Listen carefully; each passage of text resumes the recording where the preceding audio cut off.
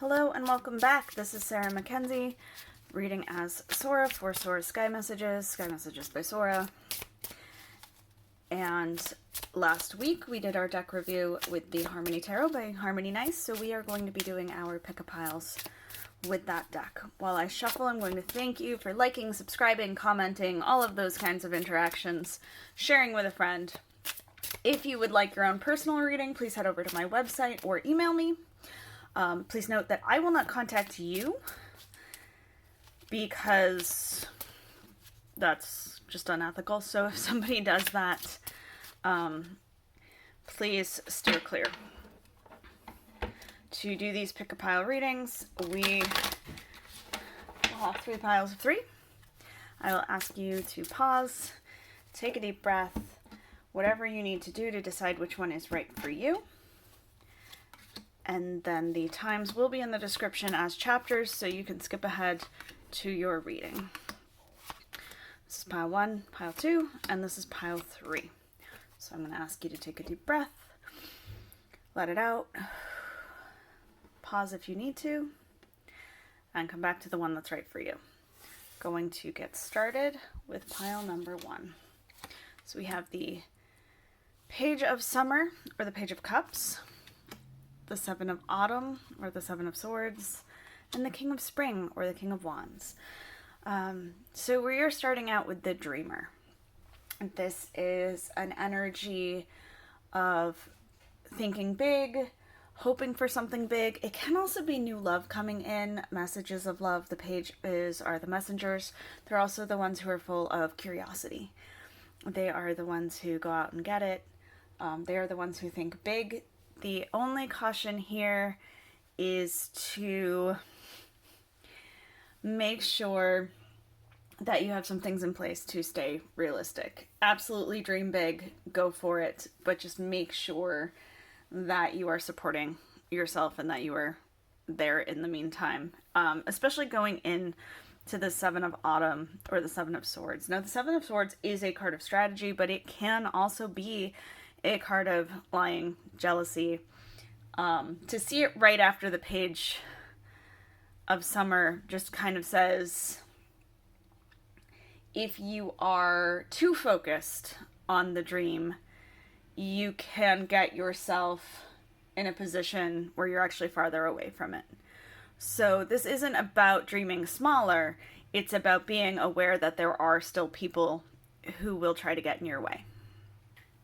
And then we have that with the King of Spring, which is interesting because it is a card of planning for your passions, of understanding what you want and putting that out there, but it also asks you to delegate. So it is asking you to have help to find the right people, but that's the key. It's the right people.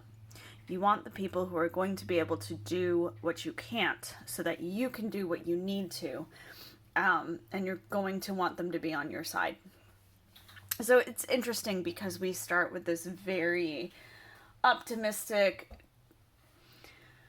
hopeful, dreamer energy. Dream big, just as big as you can, and that's wonderful. But then it also comes with these cautions. Ultimately, though, if you are able to balance that, where you are pursuing your dreams, you are not afraid to go bigger, but that you are very careful about who you let in on that plan, who you let support you, and who you maybe just a little quieter with, then you will get so much closer. So it's a good week for you. It's just going to be one where you need to pay very close attention to who is around you. Good luck. Moving on to pile number 2. I apologize, my neighborhood's so much noisier than usual. It's the Queen of Spring, or the Queen of Wands, the 5 of Winter, or the 5 of Pentacles, and the Lupin, which really takes the place of the Emperor. That's how the major arcana in this deck does have a handful of changes, so we are going to read it as close to the card itself as we can. So the Queen of Wands, or the Queen of Spring, is a card of attraction. It is a card of knowing what you want and allowing it to come to you. Now, this doesn't mean not doing anything about it. In fact, the queen is very passionate about what she wants, and she shares that with people, and it's her excitement that sort of brings it closer. She doesn't sit back and let things come to her. She looks for opportunities, she shares, she looks for opportunities to help other people with their passions and dreams as well. So it is a card of teamwork, but not in the sense of everybody working on the same project, so much in the sense of building a support system. This can be if you were a small business owner, working with other small business owners. This can be if you are a new parent, getting together in one of those kind of groups. This is about finding people with similar passions, or at least a similar drive for their passions. They can be completely unrelated. The idea is more having people who understand and want to help as much as you want to help. We have that with the Five of Winter. Now, this is a card of poverty, but really it's a card of feeling left out in the cold. As such, this can feel alienating. It can be about having put resources, which can be money, but they don't have to be. It can be time, energy. It can be putting too much of that into something and having it not work out. It's interesting with the Queen of Spring because it suggests a learning experience, but also that feeling of loneliness that really would benefit finding that group that we talked about, finding people who are willing to listen and support and not try to talk you out of your vision or your dreams. And then we have the Lupin, which is about growth, taking action, stepping into your power as a leader, taking charge. This is a reading that is asking you to take some authority and really go out and look for what it is you need to succeed. Yes, putting together the support system, but really research, taking steps, doing what you can to get to that next step. And you've got it in you. So we're going to use those doubts from the Five of Winter and use them to motivate and to find those next steps and those people.